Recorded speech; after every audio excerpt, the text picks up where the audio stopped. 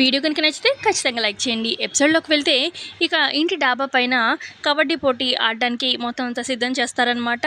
ఇక బోర్డు మీద ఇటు పల్లవి, చరణ్ అని చెప్పి కూడా రాసేస్తారు. అంటే పాయింట్స్ రాసుకోవడానికి, నోట్ డౌన్ చేయడానికి.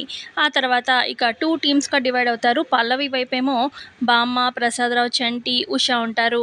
ఇటు చరణ్ వైపేమో సుమలత, అక్షిత, భువన, చందు.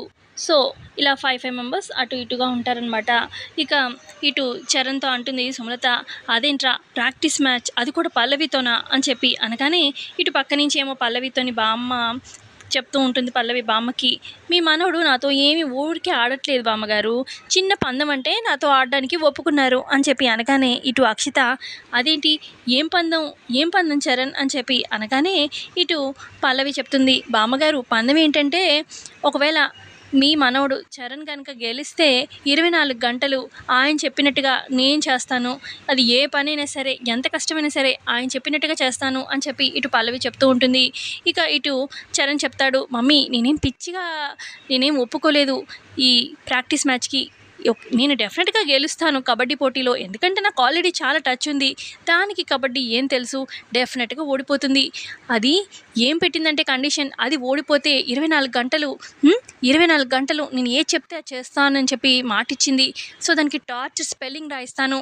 అలాగే కాకుండా నాకున్న ఐడియాసే కాకుండా మీకేమైనా ఐడియాస్ ఉంటే చెప్పండి, అవి కూడా ఇంప్లిమెంట్ చేసేసి పల్లవికి టార్చర్ అంటే స్పెల్లింగ్ రాయిద్దాము అని చెప్పి చరణ్ అంటూ ఉంటాడు. ఇటు ఉష అడుగుతూ ఉంటుంది, అక్క మరి బావగారైతే ఈ మ్యాచ్ ఒప్పుకున్నది నీతో 24 అవర్స్ ఆయన గెలిస్తే నీతో పనులు కానీ ఏదన్నా చేయించుకోవడానికి కదా, మరి ఒకవేళ నువ్వు గెలిస్తే అంటే అసలు నువ్వు దేనికోసం ఆడుతున్నావు అని చెప్పి అడుగుతూ ఉంటుంది ఉష. అప్పుడు పల్లవి అంటుంది మెల్లగా, ఉష నేను ఎందుకు ఆడుతున్నానంటే నాకు ఎంతో కొంచెం టచ్ ఉంది కబడ్డీలో, నేను కనుక గెలుస్తానని నాకు నమ్మకం ఉంది. ఇన్కేస్ నేను గెలిచాను అనుకో, అప్పుడు మీ బావగారితోని నేను కబడ్డీ ప్రాక్టీస్ చేద్దామని అనుకుంటున్నాను, అదే నా టార్గెట్, అందుకే నేను ఈ ప్రాక్టీస్ మ్యాచ్ ఇదంతా కూడా పెట్టింది అని చెప్పి పల్లవి చెప్తూ ఉంటుంది. ఆ తర్వాత ఇక పోటీ స్టార్ట్ చేద్దాము అని చెప్పి అంటూ ఉంటే ఇక ప్రసాదరావు, అమ్మ పల్లవి, నువ్వు ఓడిపోతే చరణ్ 24 అవర్స్ నీతో తను నచ్చినట్టుగా చేయిస్తానని కదా పందెం, మరొకవేళ నువ్వు గెలిస్తే ఏంటి అని చెప్పి అడగగానే, తను గెలిస్తే ఉంటుంది అని చెప్పి చరణ్ అంటూ ఉంటాడు. ఇక అప్పుడు పల్లవి, లేదండి ఒకవేళ నేను గెలిస్తే మరి దానికి కూడా ఉండాలి కదా ఏదో ఒక రూల్ అనగానే, సరే నువ్వే చెప్పు ఏం చేయాలో అని చరణ్ అంటాడు. అప్పుడు పల్లవి, మీరు గెలిస్తే నేను 24 అవర్స్ మీ ఇష్టం వచ్చినట్టు నేను చేస్తానన్నాను కదా, అదే ఒకవేళ నేను గెలిస్తే 24 అవర్స్లో సగం 12 అవర్స్ నేను చెప్పినట్టుగా మీరు చేయాలి అని పల్లవి అంటుంది. సరే ఓకే అని చెప్పి చరణ్ ఒప్పుకుంటాడు. ఇక మొత్తానికైతే మ్యాచ్ స్టార్ట్ అవుతుంది. ఇక మ్యాచ్ స్టార్ట్ అయ్యే ముందు ప్రసాదరావు చెప్తారు, 15 పాయింట్లు, ఎవరికైతే ఫస్ట్గా 15 పాయింట్స్ వస్తాయో వాళ్ళే విన్ అయినట్టుగా అని చెప్పి అనగానే, సరే అయితే స్టార్ట్ చేద్దాము, లేడీస్ ఫస్ట్ నువ్వేరా ముందు అని చెప్పి చరణ్ అంటాడు. అప్పుడు పల్లవి, లేడీస్ ఫస్ట్ అనేది పాత డైలాగ్, ఇప్పుడు మేమే మగవాళ్ళకి ఛాన్స్ ఇస్తున్నాం, మీరే రండి ఫస్ట్ అని చెప్పి పల్లవి అనడంతో ఇక అప్పుడు చరణ్ మనసులో, బండదానా ఎంత ఎక్కువ చేస్తున్నావే, చెప్తా నీ పని అని చెప్పి ఇక స్టార్ట్ చేస్తాడు. కబడ్డీ అనుకుంటూ పల్లవి దానికి వస్తాడు. ఇక అలా మ్యాచ్ ఆడుతూ ఉంటారు. ఇటు చందు ఏమో మా అన్నయ్యే గెలుస్తాడు అని చెప్పి అంటూ ఉంటే, వదినకి అసలు ఆట ఏం తెలుసు, ఖచ్చితంగా మా అన్నయ్య గెలుస్తాడు అని చెప్పి అంటూ ఉంటాడు చందు. ఇటేమో చంటి అంటాడు, ఎప్పటికైనా మా వదినే గెలుస్తుంది, చూస్తూ ఉండు చందు నీకే తెలుస్తుంది అని చెప్పి అలా మాటలు అనుకుంటూ ఉంటారు. ఇటేమో వీళ్ళు మ్యాచ్ ఆడుతూ ఉంటారు. అలా మొత్తానికి పాయింట్స్ అది వస్తూ 14 పాయింట్స్ పల్లవికి, 14 పాయింట్స్ చరణ్కి వస్తుందన్నమాట. ఇక లాస్ట్ ఒక్క పాయింట్ 15 పాయింట్స్ ఎవరికి వస్తుందో వాళ్ళే విన్ అనమాట. ఇటుక సుమలత అంటుంది, నానా చరణ్ ఇంకొక పాయింట్ రా, ఒక్క పాయింట్ తీసుకురారా, ఈ పల్లవి సంగతి చెప్దాము అని చెప్పి అంటూ ఉంటే ఇటు అక్షిత కూడా, అవును చరణ్ ఈ మ్యాచ్లో ఎట్టి పరిస్థితుల్లో నువ్వే గెలవాలి అని చెప్పి అంటూ ఉంటుంది. ఇక భువన కూడా, అవును చరణ్ నువ్వే గెలవాలి, ఈ పల్లవి అహంకారం అంతా తగ్గించాలి మనం అని చెప్పి అంటూ ఉంటే ఇక పల్లవి కూడా, ఎలాగని పాయింట్ నేను దక్కించుకోవాలి, నేను గెలవాలి అని చెప్పి పల్లవి కూడా చాలా స్ట్రాంగ్గా ఆడుతూ ఉంటుంది. ఇటు చరణ్ కూడా ఆడుతూ ఉంటాడు. ఇక చరణ్ వస్తాడనమాట. ఇక పల్లవి ఇద్దరు మొత్తానికి ఆడుతూ ఇక చరణ్ మొత్తానికి ఆ మధ్యలో లైన్ ఉంటుంది కదా, ఇక ముందుకు పడి చరణ్ ఆ లైన్ని టచ్ చేస్తాడు. ఇక పల్లవి కూడా ఆపుకోలేక అంటే కొంచెం స్లిప్ అయ్యి చరణ్ మీద పడిపోతుంది. ఒక్కసారిగా చరణ్ మీద పడిపోగానే ఇక మొత్తానికి అయితే చరణ్ 15 పాయింట్స్ తానే గెలిచాడు, చరణే గెలిచాడు అని చెప్పి ఇటు పక్కన సుమలత వాళ్ళు గట్టిగా అరుస్తూ ఉంటారు. ఇక చరణ్, గెలిచానేమో కానీ చచ్చాను అని చెప్పి అలా స్పృహ కోల్పోతాడనమాట. పల్లవి మీద పడేసరికి ఒక్కసారిగా, ఏమండి ఏవండి అని చెప్పి పల్లవి లేచి చరణ్ని లేపుతూ ఉంటుంది. ఇక ఇటు ఫ్యామిలీ మెంబర్స్ అందరూ వచ్చి కూడా చరణ్ని లేపుతూ ఉంటే చరణ్ ఏమో మెలకు ఉండదనమాట. తన స్పృహ కోల్పోతాడు. ఆ తర్వాత ఇక బెడ్ మీద పడుకోబెడతారనమాట చరణ్ని. ఇక డాక్టర్ని పిలుస్తారు. డాక్టర్ వచ్చి చూస్తూ ఉంటారు. ఇక చరణ్కి ఏమో ఇంజెక్షన్ అది చేస్తారనమాట. ఇక ఆ తర్వాత మా బాబు చరణ్కి ఎలా ఉంది చెప్పండి అని చెప్పి సుమలత అడుగుతూ ఉంటుందన్నమాట డాక్టర్ని. ఇక అప్పుడు డాక్టర్ ఏమైందో తెలియడం లేదండి, స్పృహ అయితే కోల్పోయాడని అర్థమవుతుంది అని డాక్టర్ అంటూ ఉంటే అప్పుడు బామ్మ మాకు కూడా కళ్ళు ఉన్నాయి కదా, మేమైనా చూసి చెప్పగలుగుతాం వాడు స్పృహ కోల్పోయాడని, అసలు ఏమైంది చెప్పండి అని చెప్పి బామ్మ అంటూ ఉంటే కోపంగా ఇక అప్పుడు డాక్టర్ గారు కోపడకండి, అంటే అబ్బాయి స్పృహ కోల్పోయాడు, ఏదైనా బలమైంది కానీ బరువైనది కానీ ఆ అబ్బాయి మీద పడి ఉండాలి, అది షాక్గా అయిపోయి అబ్బాయి స్పృహ కోల్పోయాడు అంతే, ఆటోమేటిక్గా స్పృహ అయితే వస్తుంది, నేను ఇంజెక్షన్ ఇచ్చాను కదా, పెద్ద కంగారు పడాల్సింది ఏం లేదు, స్పృహ వస్తుంది డెఫినెట్గా అని చెప్పేసి ఇక డాక్టర్ అక్కడి నుంచి వెళ్ళిపోతాడనమాట. ఇంకో అంత ఈ పల్లవి వల్లే అసలు గెలిచాడన్న సంతోషం లేకుండా చేసింది అని చెప్పి అంటూ ఉంటారు సుమలత అక్షిత వాళ్ళు.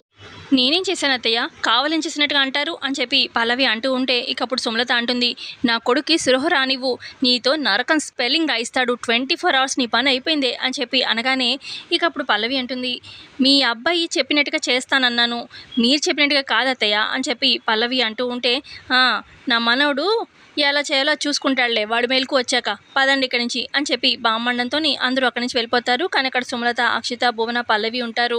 ఆ తర్వాత ఇక సుమలత అంటుంది, ఒసై పల్లవి, నా కొడుకు లేచాక అప్పుడు నీకు పని ఉంటుందే అని చెప్పి అనగానే నీకు టార్చర్ చూపిస్తాడులే అని చెప్పి సుమలత అంటూ ఉంటే అప్పుడు పల్లవి, మీ అబ్బాయి మరీ అంత సాడిస్ట్ కాదులేండి అత్తయ్య అని చెప్పి అనగానే అప్పుడు అక్షిత అంటుంది, చరణ్ నీతో అంత కష్టమైన పనులు చేయించకపోవచ్చు కానీ మేమున్నాం కదా, చూడు నీకు నరకం చూపిస్తాము అని చెప్పి అక్కడి నుంచి వెళ్ళిపోతారనమాట.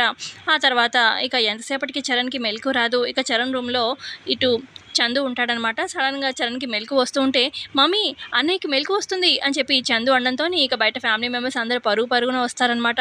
చరణ్ లేచి కూర్చుంటాడు. ఇక చరణ్కి గుర్తొస్తుంది, నేను మ్యాచ్లో విన్ అయ్యాను కదా, 24 hours పల్లవి నేనేం చెప్తే అది చేస్తుంది అని చెప్పి సంతోషంతో లేచి నించుంటాడు.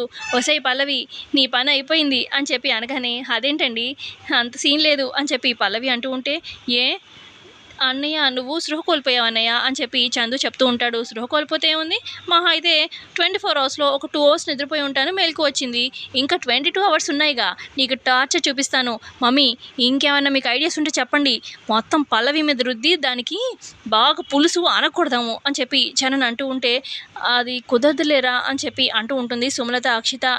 ఏమైంది అని చెప్పి అనగానే అప్పుడు పల్లవి, ఏమండి మీరు మొత్తం 24 hours స్పృహ కోల్పోయారండి, ఇప్పుడే లేచారు, 24 hours అయిపోయాయి, సో మనం ఏమనుకున్నాము పందెం ప్రకారం మ్యాచ్ ఓడిపోయాక మీరు ఏం చెప్తే అది 24 hours అనుకున్నాం కదా, కానీ 24 hours ఆల్రెడీ అయిపోయాయి, ఇంక ఇప్పుడు మీరు ఏం చెప్పినా నేను చేయడానికి సిద్ధంగా లేను, ఎందుకంటే టైం అయిపోయింది అంతే కదా, మ్యాచ్ అయిపోయిన తర్వాత 24 hours, మ్యాచ్ అయిపోయే 24 hours అయింది, ఇంకేముంది, సో ఏమీ లేదు, మీరు చేయాలనుకున్నది ఏమీ జరగదు అని చెప్పి పల్లవి అంటూ ఉంటే షట్ ఇలా జరిగిందేంటి అని చెప్పి మంచి ఛాన్స్ మిస్ అయిపోయాను, గెలిచిన ఉపయోగం లేకుండా పోయింది అని చెప్పి చరణ్ బాధపడుతూ ఉంటాడు.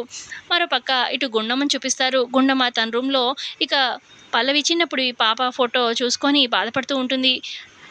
ఎక్కడున్నావు తల్లి, నువ్వు పుట్టినప్పుడు ఈ ఫోటో తీసుకున్నాను కాబట్టి జ్ఞాపకంగా ఈ ఫోటో అయినా మిగిలింది, అసలు ఈ కన్నతల్లి దగ్గరికి నీకు రావాలనిపించట్లేదా, అసలు నిన్ను తలుచుకొని రోజే లేదు, ఎక్కడున్నావు తల్లి, నీ అమ్మ దగ్గరికి ఎప్పుడు వస్తావు, అసలు చాలా బాధగా ఉంది, నేను ఎంత మిస్ అవుతున్నాను, నీకు పెళ్ళయిందని తెలిసింది, నీ కాపురం ఎలా ఉందో ఏంటి ఇదంతా తెలుసుకోవాలని ఉంది, చాలా బాధగా ఉంది అని చెప్పి అలా కూతురు గురించి తపన పడుతూ బాధపడుతూ ఉంటుంది.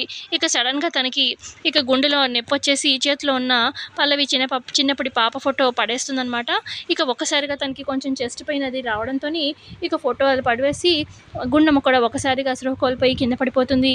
ఇక గబగబా ఇటు ఆదిత్య, శ్రీనివాసరావు, ఇటు వైష్ణవి వస్తారనమాట. గుండు ఏమైంది లే అని చెప్పి ఆదిత్య చాలా కంగారు పడుతూ ఉంటారు.